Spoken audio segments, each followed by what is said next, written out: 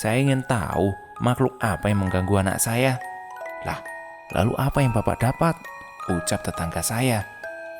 Yang mengganggu anak saya itu genderuwo.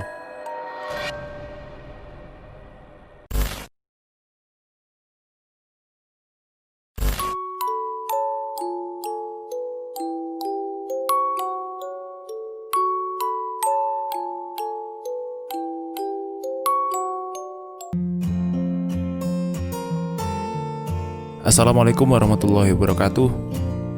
Teman-teman, untuk direkam, kita dengarkan kembali cerita dari Wahyu Subuh tentang teman baru adikku. Kita sudah masuk di part kedua. Semoga teman-teman bisa nikmatin. Dan mari kita dengarkan bersama-sama. Pak, itu apa? Bintang jatuh itu, ujarku sambil menunjuk ke arah langit. Bapakku pun melihat ke arah yang aku tunjuk. Astagfirullahaladzim, gumamnya. Jangan ditunjuk, wah, jangan ditunjuk. Bapakku pun menggandengku. Ia berhenti lalu bergumam membaca doa. Aku bingung dengan apa yang dilakukan bapakku. Pak, itu bintang apa? Besar sekali, seperti kayak bola api. Bapakku hanya diam, tidak menjawab. Aku terus memperhatikan bola api itu. Dia jatuh melewati pohon bambu. Ya, memang di desaku banyak sekali pohon bambu. Anehnya tidak ada yang kebakaran atau apa gitu. Ya udah wah, ayo kita pulang, ujar bapakku sambil menggandeng tanganku. Sesampainya di rumah, selesai sholat berjamaah, kedua orang tuaku mengobrol entah apa. Sepertinya mereka membicarakan sesuatu. Sementara aku dan adikku melihat TV. Kali ini teman adikku tidak ada. Mungkin dia pulang ke rumahnya. Keesok paginya, di masjid tersiar kabar ada orang yang meninggal dunia. Bapak bilang sama ibu kalau rumah orang yang meninggal itu arahnya sama kayak jatuh bola api itu. Menurut kabar, dari mulut ke mulut orang yang meninggal itu udah sakit lama. Tubuhnya lumpuh, gak bisa bangun. Udah berobat kemana-mana, tapi belum juga sembuh. Karena terlalu lama berbaring, sampai badannya penuh dengan koreng. Kembali ke cerita. Lagi-lagi prahara terjadi di keluargaku. Pernah suatu ketika kakakku datang bebarengan dengan azan maghrib. Kakakku mengajakku ke sungai. Dia membawa parang untuk mengambil kayu yang ada di pinggir sungai. Sepulang dari sungai, ada batang bambu kecil tiba-tiba ambruk. Ia tentu menghadang perjalanan kami. Pohon bambu itu ambruk tapi nggak menempel ke tanah, tapi masih seperti ngambang begitu. Aku dan kakakku mau melewati jalan, tapi tidak bisa. Aku dan kakakku mau lewat di bawahnya, kita menunduk. Ternyata pohon bambu itu kembali berdiri. Pas kita mau jalan, pohon itu kembali ambruk lagi. Bagaimana sih pohon bambu ini? Gerutu kakakku sambil memperhatikan pohon bambu itu. Kita nunduk lagi, pohon bambu itu pun tegak kembali. Mas, kok pohonnya aneh ya? Ambruk berdiri terus. Kakakku menghela nafas. Astagfirullahaladzim, ngeselin sekali pohon ini, ujarnya dengan ada kesal. Kita mau jalan, pohon itu kembali ambruk. Kakakku terus memperhatikan pohon itu. Tanpa banyak ngomong, dia langsung menebah batang pohon bambu itu sampai putus. Aku dan kakakku pun akhirnya bisa lewat, kemudian kita bisa pulang ke rumah. Kalian dari mana? Tanya ibuku. Dari sungai ngambil batang pohon ini loh, ujar kakakku sambil menunjukkan batang pohon yang dia pegang. Buat apa batang pohonnya? Buat tongkat, Bu. Kan kakeknya sakit, habis kepleset di kamar mandi. Emang kakek belum sembuh? Belum, masih pincang-pincang sedikit gitu. Habis duduk mau berdiri kesulitan. Makanya mau aku bikinin tongkat daripada trekking poleku dibikin tongkat sama kakek. Malamnya, pas waktu kita tidur, tiba-tiba kakakku teriak-teriak. Aku dan ibuku sampai terbangun. Mas Agung kenapa, Bu? Gak tahu, ayo kita lihat. Pasti kakakmu ngelindur. Ibu bergegas pergi menghampiri kakakku. Dia yang tidur di depan TV terus bergerak-gerak sambil tertidur. "Ampun, ampun," ujar kakakku sambil teriak-teriak gak karuan. Agung, bangun le, bangun." Ibuku menepuk-nepuk kakakku, berusaha membangunkan kakakku. Tapi kakakku terus berteriak, "Gung, bangun, bangun, ngelindur yo le, ngelindur yo." Kakakku belum juga bangun, ibuku terus berusaha membangunkan kakakku, kemudian memukul-mukul pipi kakakku, dan akhirnya kakakku pun terbangun. Dia nangis sambil memeluk ibuku. Bu, aku takut. Ada yang mau memecahkan kepalaku pakai batu," ujar kakakku. Istighfar le, istighfar. Kamu cuma mimpi. Makanya kalau mau tidur, itu doa dulu ya le, ujar ibuku. "Mbak Wahyu, ambilin minum buat Mas Agung nak." Aku pun pergi ke belakang mengambil segelas air minum untuk kakakku. Sejak mimpi semalam, kakakku jadi sakit. Dia demam dan terus mengigau. Dia selalu ketakutan. Ibuku yang bingung dengan keadaan kakakku pun akhirnya menyuruh bapak pulang. Setelah bapak pulang, bapak melihat keadaan kakak. Kakakku terus ketakutan. Dia terus berteriak minta tolong sambil terus memegangi kepalanya. "Pak, tolong pak, ada yang memecahkan kepalaku pakai batu besar," ujar kakakku sambil menangis di pelukan ibuku. Kejadian aneh pun ini terjadi. Nasi yang dimasak ibuku berwarna kuning dan bau tai. Astaga, busuk sekali hingga membuatku mual. Ibu sampai muntah-muntah loh di dapur. Sementara bapakku hanya menggelengkan kepala sambil menghela nafas dan membuang nasi berbau tai itu ke sungai. Setelah membuang nasi itu, bapak sholat. Selesai sholat, ia mengambil segelas air dan mulutnya komat-kamit membaca doa, lalu membasuhkannya ke kepala kakakku. Dan sebagian air itu diminum oleh kakakku. Untuk sejenak kakakku sedikit tenang. Sejak semalam dia tidak mau tidur. Dia terus terjaga dan selalu ketakutan. "Bu, Agung itu kenapa sebenarnya?" "Ibu juga gak tahu loh pak. Kemarin Agung sama Wahyu pergi ke sungai nyari batang bambu ini loh. Katanya mau dibikinin tongkat untuk kakeknya. Sepulang dari sungai, malamnya dia histeris seperti ini. Katanya sih dia mimpi buruk. Ternyata keterusan sampai sekarang. Kemarin pas aku sama Mas Agung pulang, ada pohon bambu yang menyebalkan pak," sahutku. "Menyebalkan gimana toh wah?" Papa menoleh ke arahku. "Itu loh, pohon bambunya itu pas kita lewat dia roboh. Pas kita mau jalan, kemudian dia berdiri lagi. Pas kita mau maju, pohonnya ambruk lagi. Terus sama Mas Agung, itu pohonnya ditebang." "Pohon bambu yang mana toh?" tanya ibu. "Itu loh, bambu dekat rumah yang ada pohon bambu kuningnya," jawabku. Malam pun tiba. Aku sedikit mendengar obrolan kedua orang tuaku. Bapak bilang malam ini ia mau bergadang. Tengah malam dia mau pergi ke pohon bambu yang aku maksud itu. Entah apa yang dilakukan bapakku di sana. "Ya, ibu, teriak Mas Agung sambil menangis. Ibu yang sedang menemani Dewi dan aku pun terbangun. "Mbak Wahyu, di sini saja temani adikmu ya," perintah ibuku. Ia bergegas pergi ke kamar Mas Agung meninggalkan aku dan Dewi. Sebenarnya aku sangat ingin tahu dan ingin melihat Mas Agung, tapi adikku tertidur. Gak ada pilihan lain selain berada di tempatku. Astaga, jiwa kepoku meronta. Aku ingin tahu apa yang sebenarnya terjadi dengan kakakku. Kulihat adikku yang sedang tidur di sampingku. Dia tampak pulas. Sepertinya gak apa-apa kalau aku tinggal, pikirku. Aku merangkak pelan-pelan agar adikku tidak terbangun. Aku turun dari tempat tidur dan keluar kamar menuju kamar kakakku. Saat tiba di kamar Mas Agung, dia sudah tenang di pelukan ibuku dan bapakku mengelus kepalanya Mas Agung.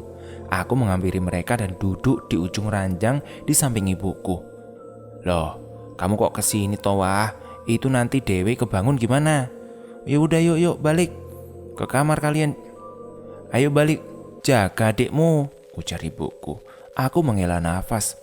Iya bu, iya baik, jawabku lirih sambil menundukkan kepala, kemudian pergi menuju kamarku.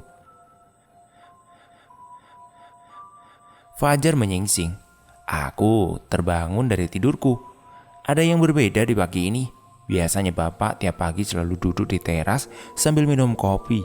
Tapi pagi ini ada di bawah pohon bambu. Sibuk nebangin pohon bambu itu.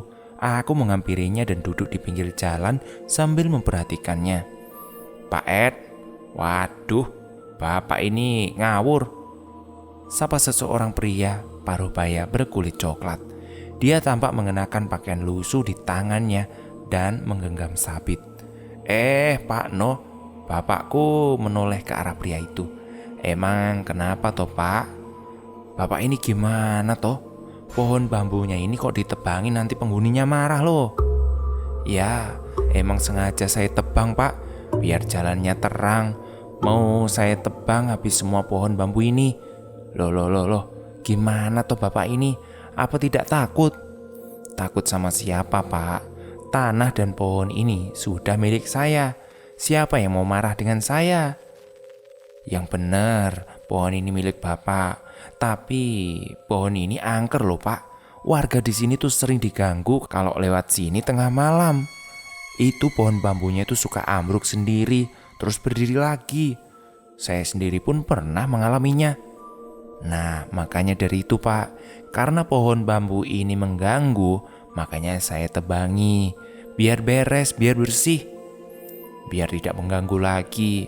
Gara-gara pohon ini, anak laki-laki saya sakit. Dia jadi ketakutan. Dah, memangnya anaknya Pak Edi kenapa?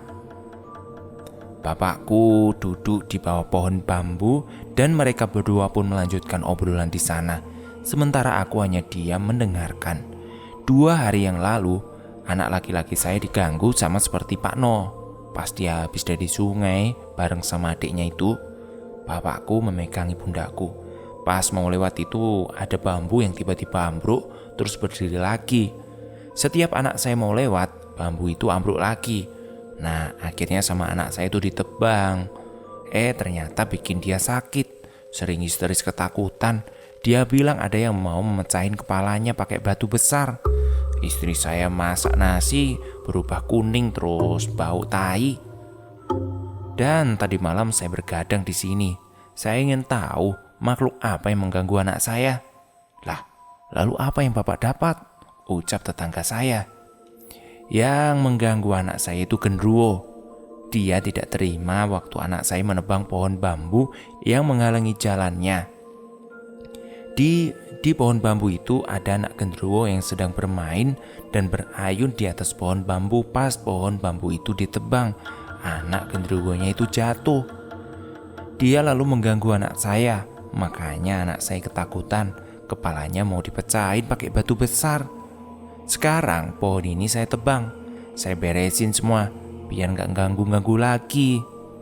Lah Pak Edi itu apa gak takut kalau dia marah lagi? Insya Allah tidak pak, ujar bapakku sambil tersenyum. Ya sudah kalau begitu pak, semoga saja tidak terjadi hal-hal yang tidak diinginkan ya. Saya mau pamit dulu, mau ke sawah, mau nyari rumput. Oh iya pak, ya silakan, jawab bapakku sambil beranjak berdiri. Bapak pun melanjutkan perjalanan menebang pohon bambu di samping rumah. Tak hanya pohon bambu hijau, pohon bambu kuning pun juga dieksekusi.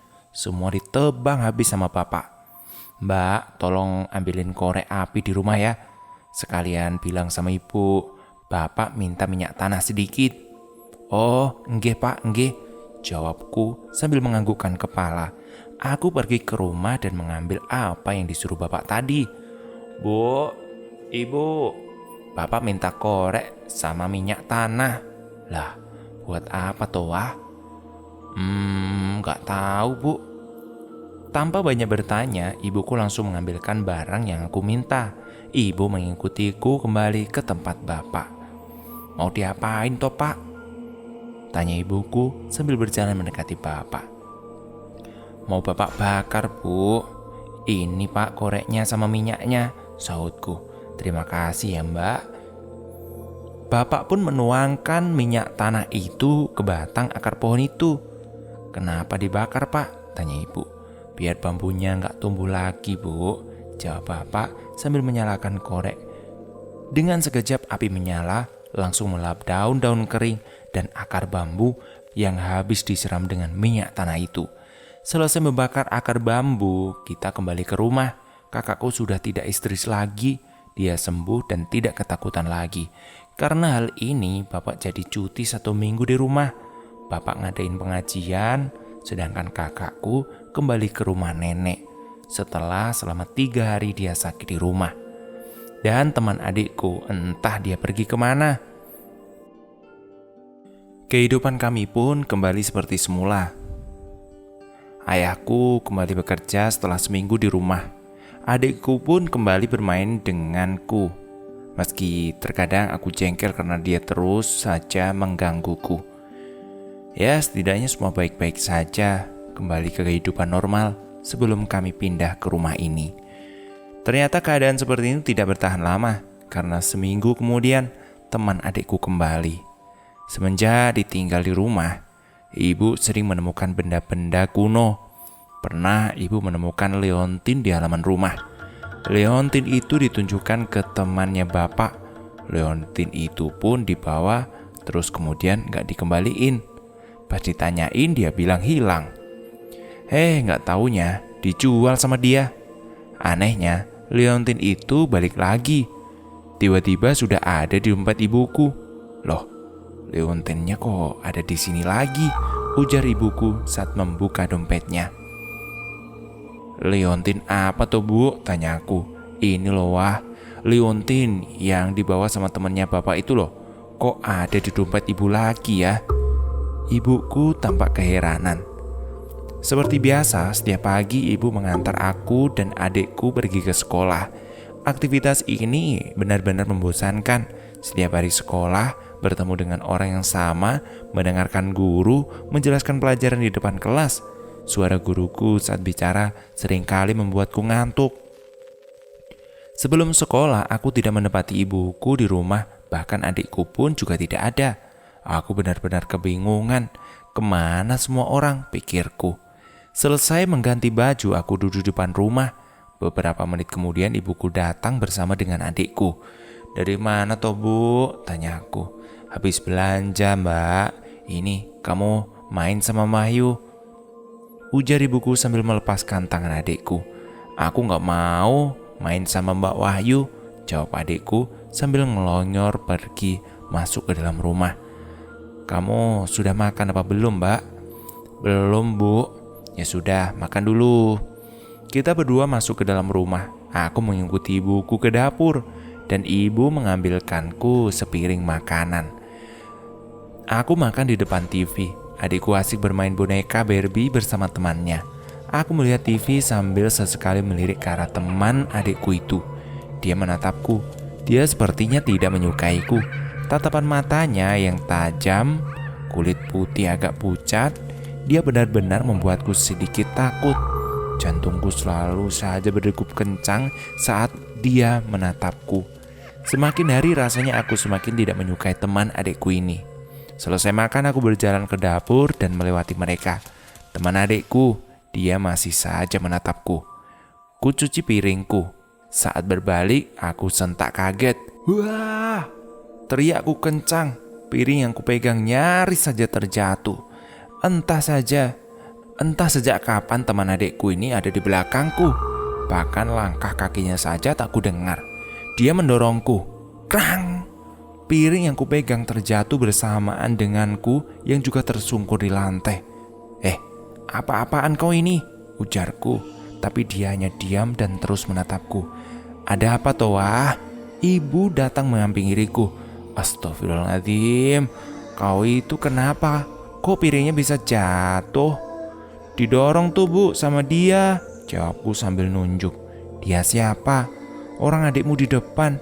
Udah, yuk cepet bangun. Awas minggir-minggir, nanti kena beleng loh.